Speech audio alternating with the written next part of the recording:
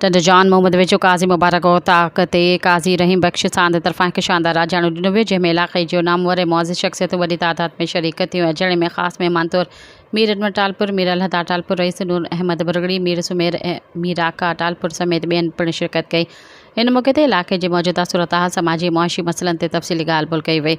मुख़्तलिफ़ मामलनि ते ख़्यालनि जी ॾे वठि पिणु थी। उन खां पोइ पीपी अॻवान मीर तारिक भाईजान जे जागीर वारे उताक़ ते उर्स मुबारक जी मुनासिबत सां हिकु अज़ीम आलिशान रूह परवर महफ़िल मिलाद जो अहतमाम कयो वियो, जंहिं ते इलाइक़े जे मुअज़्ज़िज़ शख़्सियतुनि, सियासी समाजी अॻवाननि ऐं शहरियुनि वॾे अंक में शिरकत करे महफ़िल खे रौनक बख़्शी।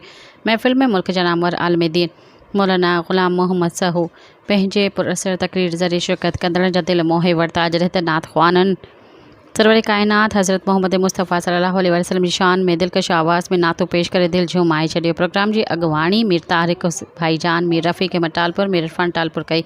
महफ़िल जी पुॼण ते मुल्क जी सलामती, तरक़ी, ख़ुशहाली लाइ ख़ुसूसी दुआऊं घुरी वयूं। सब्सक्राइब कयो अवामी न्यूज़ HD खे ऐं ताज़ा तरीन ख़बरुनि लाइ ॾिसंदा रहो अवामी न्यूज़ HD।